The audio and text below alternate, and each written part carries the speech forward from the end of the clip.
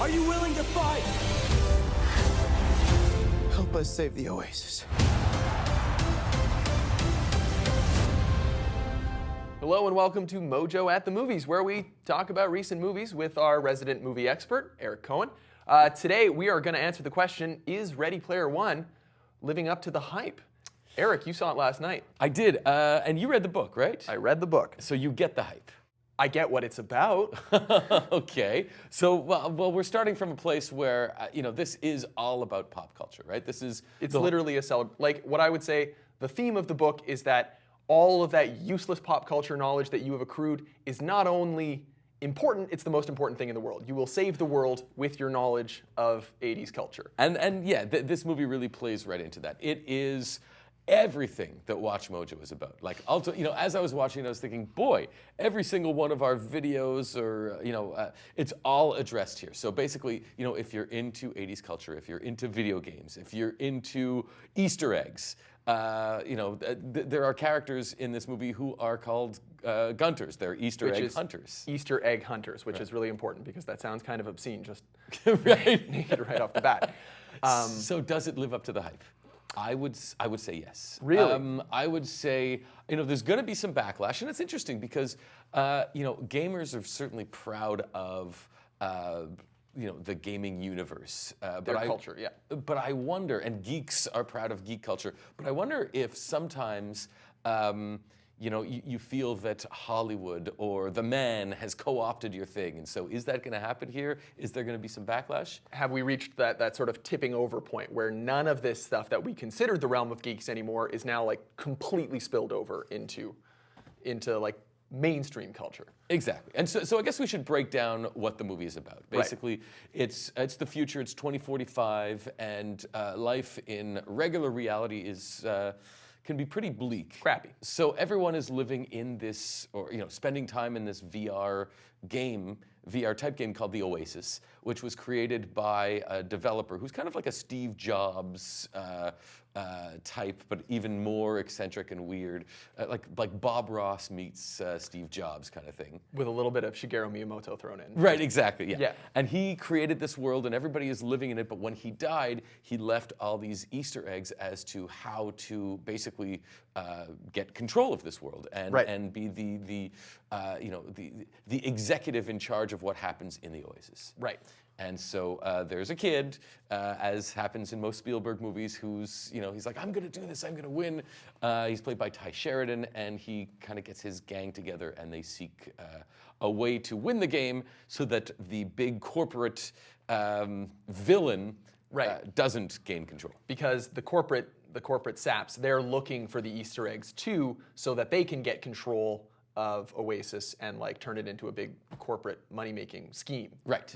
Now the story itself, at least on film, I don't know how it played out in the book, but on film, the story is pretty much almost secondary to all the references, all the 80s references, and which are lovingly rendered by Spielberg. I mean, some of it is self-referential. You have the dinosaur from Jurassic Park, nice. and you have. Well, it's not that he did Kong, but there is the DeLorean as well. So he did produce Back to the Future. Back to the Future, and this movie literally is all about Back to the Future, right? Because it's looking forward. It's all about virtual reality and how we interact with the digital world. But it's using this guy's brain, and he was pop culture obsessed in the '80s, so it's using all these references to kind of launch you forward. Okay, so one thing that I find a lot of people get hung up on in the book is that the references are just too much. Now, when you're combing through a book, it takes a long time to just get through all that and actually get to actual plot points, because you're like, okay, I got my DeLorean and it's kitted out like Kit from Knight Rider, and then I've got these special sneakers on. Do the references get kind of tiresome in the movie? Because I feel like it might get kind of exhausting. Well, yeah, you know what? I mean, everything from Iron Giant to Chucky to Star Wars. I mean, I don't know how they got the Star Wars licenses for a lot of this stuff, but I guess Spielberg has the cash.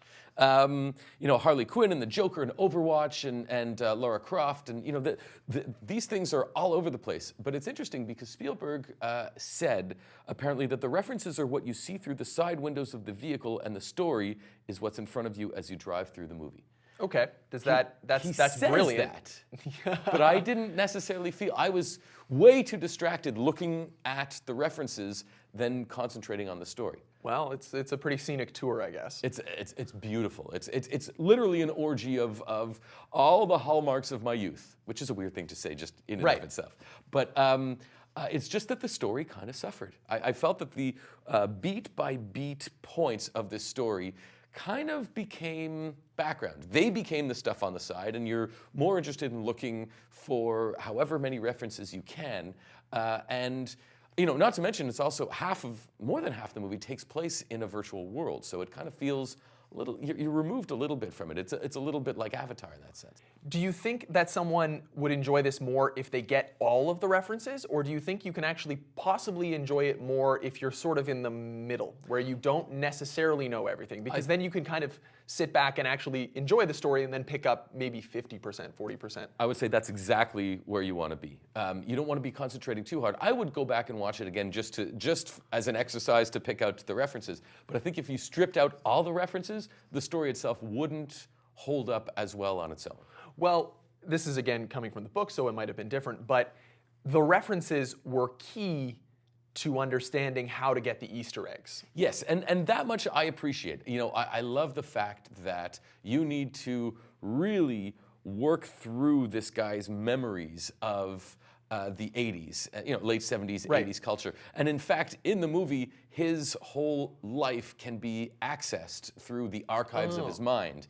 And that, there were some cool concepts in there, not to mention, the love story and the stories of friendship and messages that, things are great in the online world, but you also have to live in reality. So it had all the elements of a Spielberg movie, but he basically went on record and said, this is not a film, this is a movie.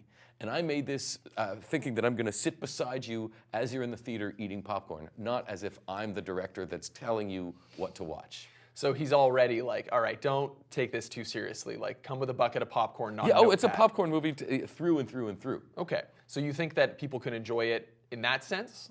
Yeah, and I'm not a gamer per se, certainly not as much as you are. And I was thinking how much gamers would really appreciate this game, because there are a lot of references not only to games and to Easter eggs and to but lifestyle. There's lifestyle references to gamer life. At one point, you're seeing the stacks. This is where people live in Stacks of mobile homes. Yeah, but inside their mobile homes, they all have their Oasis headsets, and there just seems to be, or the way they interact. They haven't met. They're best friends, but they haven't met in the real world. Just all these things that are kind of referencing how where things are going in our digital age. Interesting. So you think, if you were a film buff that was looking to analyze this, do you think you could use this as kind of like a reflective lens on contemporary culture? Sorry, that sounded really heady right there for a second. No, but I mean, there's certainly there's a message there, as with most Spielberg movies. I think a lot of the visuals get in the way of really appreciating that message. But on the whole, it's a fun movie. Last week we reviewed Pacific Rim Uprising. Right. And the idea was, it's a popcorn movie, it's fun to see, but this is the next level of fun to see. I wouldn't tell anyone, don't go see this is not a good time. It's just maybe not, maybe the story itself is less important than the spectacle. Exactly. Which I think, I think the book kind of follows that anyway, so people who are fans of the book will probably be happy with that, just because it really is about just listing all these amazing things that he knows about and all these things that Halliday knew about, and like coming together as your buddies to stop the evil corporation. And there is one, I won't say it, I won't ruin anything, but one of my favorite villains, or one of my favorite scary characters from 80s movies makes an appearance. I won't say who. Let's leave it at that. All right, well, we're not going to ruin that today on film, on camera, On video, camera, whatever. video. We're on the internets. On That's movies. where we are. Mojo on the movies. Here we go. Thanks, guys. Thanks, everybody. The oasis, the world's most important economic resource.